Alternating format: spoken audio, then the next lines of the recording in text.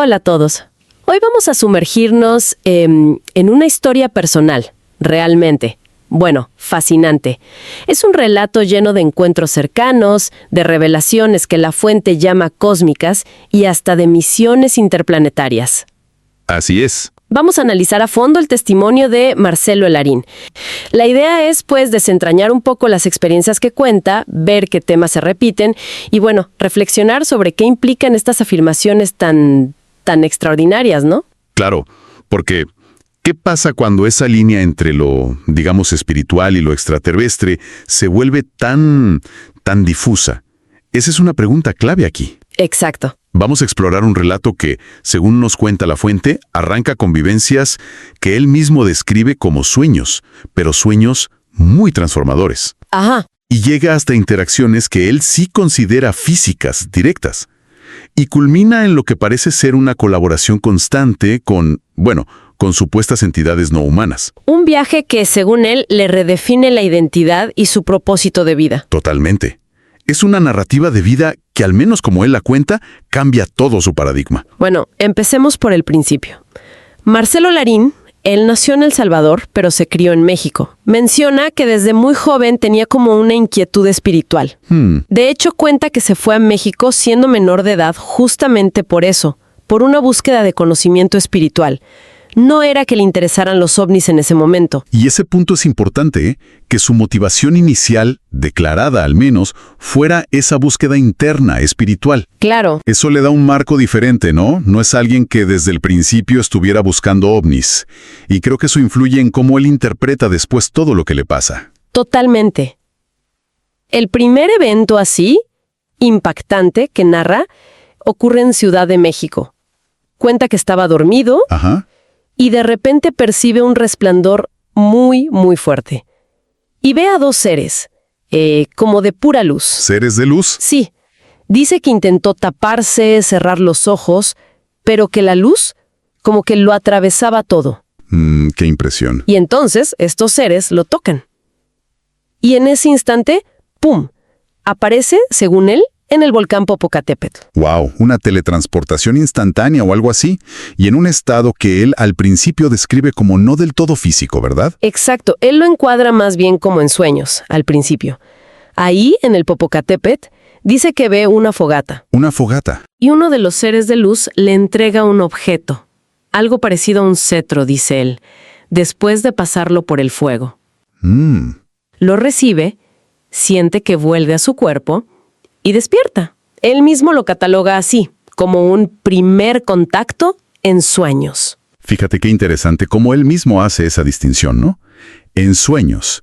Ya introduce una categoría que luego va a ser importante. ¿Por qué lo dices? Porque más adelante, él habla de un supuesto protocolo de contacto que aprende.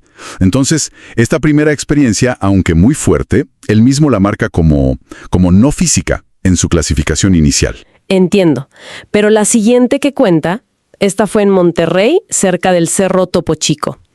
Esa sí la considera física, totalmente física. A ver, cuenta. Estaba meditando en la terraza de su casa, se sintió muy cansado, se acostó un momento y experimentó una parálisis. No podía moverse. ¿La famosa parálisis del sueño, quizá, o algo más? Podría ser, pero él lo vincula a lo que vio después. 3 seres. Grises. Los típicos grises bajos, de 1,40 m, 1,50 m más o menos. Uf, y aquí la interacción ya es distinta, ¿no? Según su relato.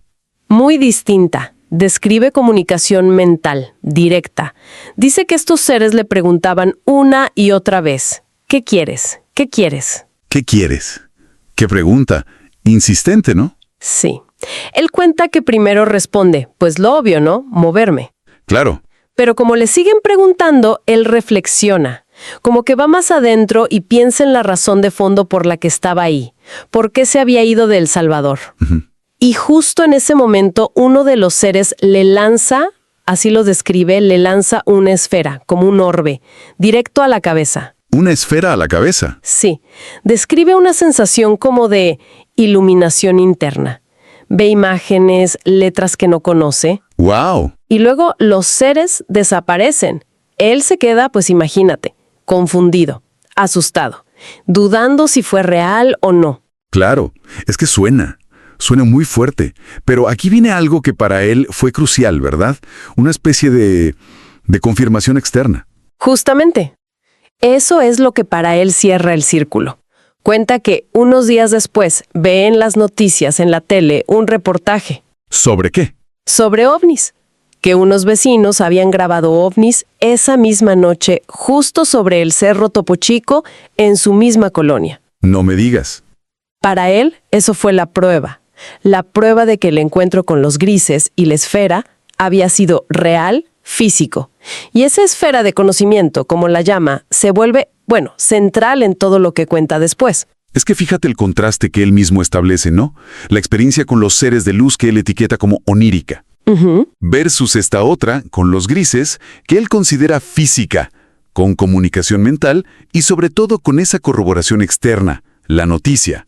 Eso es muy potente para su propia narrativa. Sí, sí. Y la pregunta repetida, ¿qué quieres? Sugiere algo más profundo, no un encuentro al azar. Y la esfera, se postula como la fuente de una información que él irá desgranando. Y a partir de ahí su vida sigue dando giros. Después de estas experiencias en México, relata un sueño, otro sueño importante. ¿Otro? Sí, él dice que unos seres le indican en sueños que tiene que volver a El Salvador, que desde ahí va a ir a otro lugar, un lugar tranquilo, para desarrollarse. O sea que los sueños siguen siendo como un canal de guía, ¿no? Totalmente. Él se lo toma tan en serio que renuncia a su trabajo en México y se regresa a El Salvador. ¡Wow! ¡Qué decisión! Basada en un sueño. Y la cosa sigue. A la semana de volver a El Salvador, conoce a una mujer sueca que acababa de llegar al país. Ajá. Se hacen pareja y ella le propone irse a vivir a Suecia. ¿A Suecia? Justo el lugar tranquilo del sueño, quizá. Exacto. Él dice que al llegar a Suecia reconoce el paisaje, que era idéntico al que le mostraron en el sueño premonitorio. Claro. Estas, llamémoslas coincidencias o sincronías, son las que van reforzando su convicción, ¿no? De que hay un camino trazado, de que está siendo guiado. Definitivamente. Y ya en Suecia, él empieza como a volcar toda esa información que siente que viene de la esfera de Monterrey. Describe que llenó como 15 o 20 cuadernos, con análisis espirituales, energéticos, cosas que él dice que nunca estudió formalmente. O sea, como si la esfera se estuviera descomprimiendo. Algo así. Y dice que los contactos en Suecia se vuelven, más normales para él, aunque siguen pasando. Como más cotidianos dentro de lo extraordinario. Entiendo. Pasa de la fase de shock inicial a una de integración, parece. Y quizá colaboración más estructurada, como dices. Aunque lo normal para él sigue siendo increíble, claro. Claro. Y es justo en Suecia donde relata otro encuentro clave. La aparición de un ser que se presenta como Falcon. Falcon. ¿Cómo fue eso? Dice que lo vio por primera vez en un evento de YouTube. Y al día siguiente, ¡paf!, el tipo se aparece en su casa. Entra sin tocar, sin pedir permiso. ¿Así nomás? ¿Y cómo era? ¿Tenía algo raro? Lo describe como alto, blanco, parecido a los suecos, pero hablaba un sueco muy, muy antiguo, como arcaico. Curioso. ¿Y qué le dijo? Fue muy directo. Le dijo, me llamo Falcon y no soy terrestre. ¡Wow! Así sin anestesia. Y para probarlo, según Larín, sacó un dispositivo, muy delgado como de papel, que se plegaba y desplegaba. Tipo un iPad futurista. Ajá. Y en ese aparato le mostró imágenes de su propia vida, de Larín, desde que era niño. Impresionante.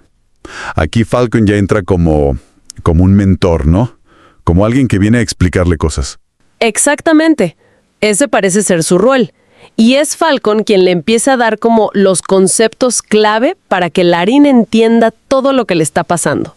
¿Qué tipo de conceptos? Bueno, primero le explica que él, Larín, y miles de personas más han sido seguidos desde pequeños. Los llama seleccionados. Seleccionados.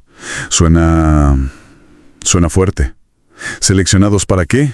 Bueno, ahí viene un matiz importante que Falcon mismo le da después, según Larín. A ver. Que no es tanto una selección impuesta desde fuera, sino más bien una elección, Una elección que la propia alma de la persona habría hecho antes de nacer, antes de encarnar. Ah, eso cambia la perspectiva. O sea, no es que te eligen, sino que tú elegiste venir con cierto propósito o seguimiento. Exacto. Y esto se conecta con una teoría más grande sobre las almas que Falcon supuestamente le revela. ¿Sobre las almas? Sí, le habla de un mundo espiritual después de la muerte, digamos, organizado como en colonias, según el nivel de conciencia de cada alma. Colonias espirituales. Y en esas colonias coexisten almas de origen terrestre y almas de origen no terrestre. Interesante. ¿Y cuál es el punto central de esa teoría? La idea de que muchas almas que originalmente son de otros sistemas estelares, menciona Alpha Centauri, Cygnus, por ejemplo, eligen voluntariamente venir a encarnar aquí, en la Tierra. Almas de otros mundos encarnando aquí. ¿Y por qué harían eso? ¿Con qué fin?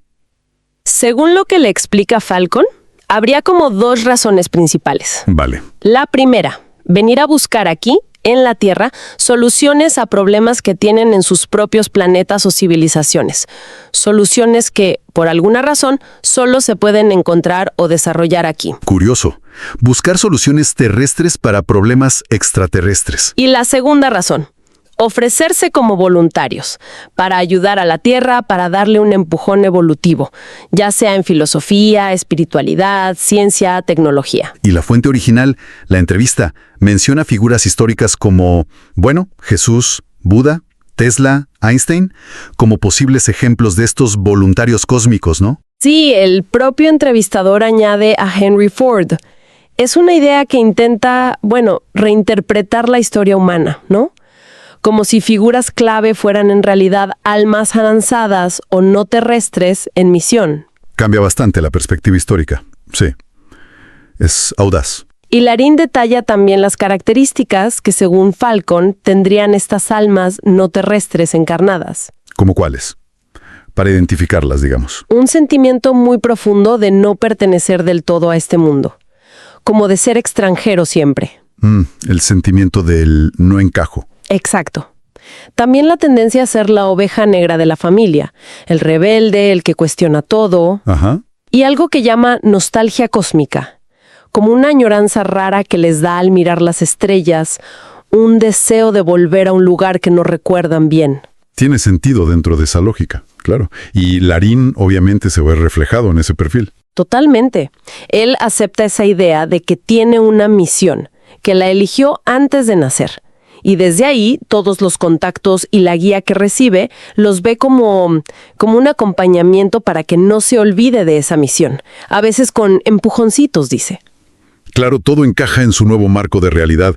Y esta idea de colaboración se vuelve todavía más concreta, ¿no? Cuando Falcon lo conecta con otra gente. Sí, ahí entra otra historia increíble. Falcon, según cuenta, lo pone en contacto con un señor italiano, ya mayor, llamado Gasper de Lama. Gasper de Lama. Que era miembro de un grupo conocido como W56. Ah, el caso W56 o Amicizia. Sí, ese es bastante conocido en Italia, sí.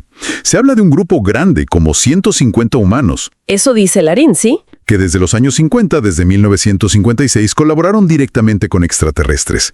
Tenían bases secretas en Italia, según la historia. Larín cuenta que de Lama le mostró pergaminos antiguos, escritura supuestamente extraterrestre.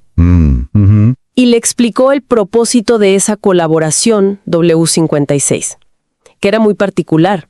¿Cuál era? Que los extraterrestres de Amicizia necesitaban ciertas energías sutiles que producimos los humanos, como el amor, la amistad, la paz. Energías sutiles. Sí, los humanos las generaban y los ETs las cogían, las procesaban, parte se la llevaban y parte la distribuían para ayudar en Italia, por ejemplo. Fíjate qué agenda más inusual, ¿no?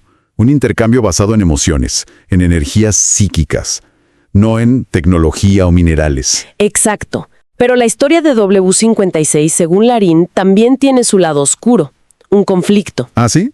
La historia de Amicizia habla de eso, de problemas con otros grupos ET. Larín los llama los WCTR. Dice que eran hostiles y que aparecieron a finales de los 70. Hubo enfrentamientos, hasta batallas en bases submarinas en el mar Adriático. Bases submarinas. Sí, se ha hablado de fenómenos raros en el Adriático, columnas de agua y cosas así, que algunos vinculan con esto. Bueno, según Larín, al final los W-56 decidieron ceder las bases para evitar una guerra mayor. No porque fueran más débiles, sino por una cuestión de principios, para mantener la paz. Una lógica quizá no muy humana, ¿no? Ceder territorio para evitar el conflicto a toda costa. Y aquí Larín añade un detalle interesante. Dice que después de eso, algunos de los W-56, incluido un ser de piel azul llamado Sigir, Un ser azul. sí, emigraron. ¿Y a dónde crees? A Tampico, México. A Tampico. Vaya conexión. Lo interesante del caso Amicicia, tal como lo relata Larín, es esa idea de colaboración a largo plazo, la agenda centrada en energías sutiles y el conflicto entre distintos grupos ET. Y esa lógica de ceder para preservar la paz. A raíz de todo eso, de la esfera, de Falcon, de W-56, Larín empieza a hablar de una gran diversidad de agendas extraterrestres. Dice que no hay una sola presencia ET, sino muchas con intereses muy distintos. Eso rompe mucho con la idea simplista de los extraterrestres, ¿verdad? Habla de una pluralidad Así es. de intenciones y enfoques. Totalmente. Describe grupos que solo se interesan por los océanos, por ejemplo, ni miran a los humanos. Otros enfocados en montañas, volcanes, otros en animales específicos, otros en la flora. O sea que no todo gira alrededor nuestro. Para nada, según él. Y luego, claro, están los que sí interactúan con nosotros. Pero incluso entre esos hay distintas agendas. Y menciona un par de conceptos muy particulares para explicar ciertos fenómenos, ¿no es así? Sí. Uno es el del linaje cósmico. Linaje cósmico. ¿Qué significa eso? La idea es que ciertos grupos ET rastrean habilidades o dones especiales asociados a estas almas no terrestres a través de las generaciones de una misma familia. Ah, ¿como de la abuela a la nieta, por ejemplo? Exacto. Y él usa esto para explicar por qué a veces hay familias enteras que reportan abducciones o contactos recurrentes, porque estarían siguiendo ese linaje. Interesante. ¿Y el otro concepto?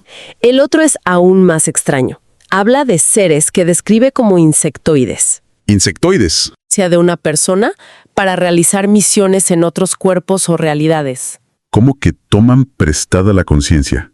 ¿Y la persona qué siente?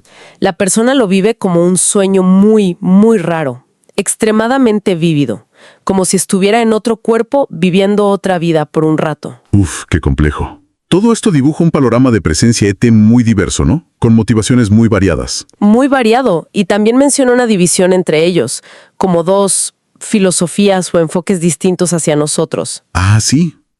¿Cuáles serían? Por un lado, los que apuestan por la tecnología, que creen que la evolución humana pasa por adoptar más tecnología, quizá de origen ET. Y por otro lado, grupos que, como él dice, alinearse, se enfocan más en la evolución interna, espiritual, energética, sin depender tanto de aparatos. La vía tecnológica versus la vía de la conciencia, digamos. Algo así. Él mismo afirma haber desarrollado habilidades en esa línea, como hacer operaciones energéticas a distancia. Dice tener testimonios. Es una distinción interesante porque clasifica tipos de contacto o influencias ET según su filosofía de fondo, ¿no? Y sus propias experiencias siguen escalando en nivel de implicación. Describe un encuentro muy potente con seres que él identifica como de Andrómeda. ¿Andrómeda? La galaxia. Sí. Cuenta que una voz interna lo guió a un bosque en Suecia. Vio una esfera de luz salir de una nube. Dice que intentó grabarla, pero el móvil se quedó sin batería. Típico. Y encontró una nave aterrizada en un claro del bosque. Una nave. Y entró. Sí. Describe el interior de una forma muy sensorial. Olor a bosque, a tierra mojada, pero todo limpísimo. Una luz ambiental, sin una fuente visible. Y lo más raro, sin sombras. Nada proyectaba sombra. ¿Qué ambiente? ¿Y había alguien dentro? Sí, seres muy altos, dice, de 2 o 3 metros, de piel anaranjada. Anaranjados. ¿Y qué querían? Aquí viene lo más personal. Según él, le pidieron ayuda. Querían tener una experiencia filial a través de él. O sea, le pidieron facilitar que un alma vinculada a ellos pudiera nacer como hija suya. ¿Que tuvieron hijo con ellos o para ellos? Eso es. Muy íntimo. Sí. Y según Larín, esto llevó directamente a la concepción y nacimiento de su primera hija, a la que llamó Andrómeda. Le puso Andrómeda. Sí, y añade detalles que él ve como sincronías, como que nació justo el día que la galaxia Andrómeda estaba más cerca de la Tierra ese año. Describe a la niña con comportamientos especiales, que se dibuja a sí misma azul o naranja, que dice cosas como «yo soy de otro lugar» o que pone las manos sobre la comida para energizarla. Bueno, aquí su relato alcanza un nivel de implicación personal total, ¿no? Su propia familia se convierte en parte de esta colaboración cósmica. Pero espera, que hay más. ¿Aún hay más? Sí. Relata otro encuentro, tiempo después, en Puebla, México. Esta vez con seres que él llama mayas cósmicos. Mayas cósmicos. Sí. Dice que una persona se le acercó, se identificó como maya del Popocatépetl, pero le dijo que sus ancestros venían de las Pléyades, de la estrella maya específicamente. Pléyades. Otro origen estelar. ¿Y qué querían estos mayas cósmicos? Algo muy parecido a los andromedanos. Le pidieron permitir que un alma de linaje maya encarnara a través de él, en su descendencia. Otra petición de tener un hijo. Y le dieron detalles por adelantado. Le dijeron cómo sería la niña. ¿Ah, sí? Que sería morena y que tendría una marca de nacimiento muy particular. Un parche morado en la piel. Un parche morado. Sí. Y tiempo después nace su segunda hija. Morena y con un parche morado exactamente como se lo describieron. La llamó Pléyades. Andrómeda y Pléyades. Vaya nombres. Estas dos historias sobre sus hijas son, bueno, la culminación de esa colaboración que describe, ¿no? Su vida familiar, su linaje, directamente entrelazados con estas agendas ET de encarnación. Es lo más impactante de todo, quizá. Sin duda. Y claro, ante todo esto, la guía constante, los sueños, los encuentros, estas peticiones tan personales, surge la pregunta. ¿Y el libre albedrío? ¿Dónde queda la elección personal? Es la pregunta lógica, sí. ¿Se siente como una marioneta o todavía elige? Él aborda eso y lo relaciona con algo que le pasó de niño, a los 11 o 12 años. Algo que él llama un pacto con Dios. ¿Un pacto con Dios a esa edad? ¿En qué consistía? Cuenta que estaba pensando en lo difícil que es la vida, ¿no? Que un error te puede costar años. Y le hizo una propuesta a Dios. ¿Qué propuesta? Renunciar él voluntariamente a su libre albedrío, a cambio de que Dios se encargara de ponerle siempre delante las mejores opciones para él. Las mejores para su camino, su evolución. O sea, Dios, preséntame tú las opciones correctas y yo elijo entre esas. Exacto. Él seguiría eligiendo, pero confiando en que las opciones presentadas eran las óptimas. Y a cambio, él se comprometía a dos cosas: poner a Dios siempre primero y dar testimonio siempre de su existencia. Es una reinterpretación muy personal del libre albedrío, ¿eh? No lo anula, pero lo enraca. Delega la preselección, digamos, pero mantiene la elección final. Y describe una experiencia justo después de hacer ese pacto, como una señal. Se tiró a un río, dice, y al salir se sintió nuevo, conectado con todo. Y una mariposa morada lo empezó a seguir. Una mariposa morada. Para él fue una señal.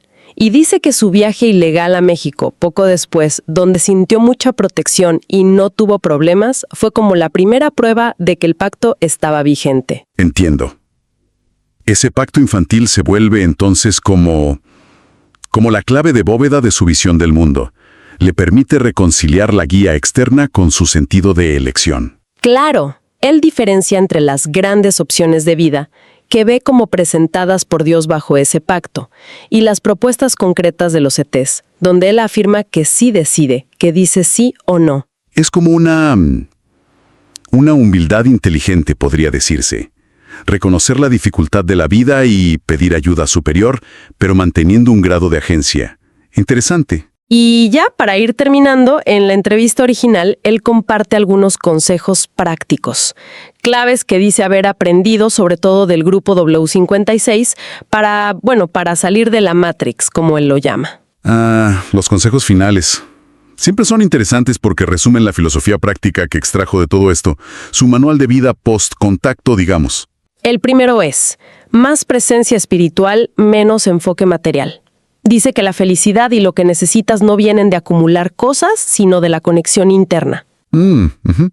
Foco en lo interior. El segundo, mantener el no, ser fiel a ti mismo, no ceder tu poder, tu energía por presión o por agradar.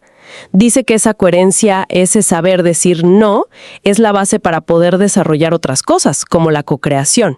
El poder del no como base del poder personal. Tiene lógica. Y el tercero, conocer los niveles de conciencia unana. Describe los primeros 3. Nivel 1, supervivencia. Te sientes víctima, permites maltrato, eres torpe. El nivel más básico. Nivel 2, creatividad. Ahí el universo ya te empieza a dar recursos para crear, dice él, sea ideas o vida. Ajá. Y nivel 3, productividad. Todo lo que haces prospera. Menciona que hay hasta 7 niveles. Entiendo. O sea, sus consejos son introspección, empoderamiento a través de la coherencia, el no, y trabajar en elevar tu nivel de conciencia. ¿Esa sería la vía para salir de las limitaciones de la Matrix? Exactamente. Una filosofía muy centrada en el poder interior y la conexión espiritual. Bueno, hemos recorrido un testimonio realmente denso y extraordinario, tal como lo presenta la fuente. Sí, una mezcla muy particular de búsqueda espiritual, relatos ufológicos muy detallados, agendas CT diversas, la idea de almas de otros mundos y una implicación personal brutal, hasta en la familia. Sin duda. Y más allá de si creemos cada detalle al pie de la letra o no. ¡Claro! Lo que es innegable es que estas narrativas tan complejas tocan temas muy profundos, ¿no? La búsqueda de sentido, sentirse diferente, la posibilidad de que haya otras realidades, otras inteligencias. Sí, te hacen cuestionar. Exacto. Como mínimo, invitan a preguntarnos por los límites de lo que creemos posible. Tocan fibras universales. Y quizá una última reflexión para quienes nos escuchan. Una pregunta que queda flotando. ¿Y si nuestra identidad, nuestro destino estuvieran de alguna forma entrelazados con fuerzas, con inteligencias, con realidades que apenas vislumbramos? ¿Cuánto de lo que llamamos nuestra vida, nuestra realidad, controlamos conscientemente? ¿Y cuánto podría estar influenciado por factores que aún no entendemos? Una pregunta potente, para quedarse pensando, ¿sí? ¿Qué hay más allá de nuestra percepción cotidiana? Buena pregunta.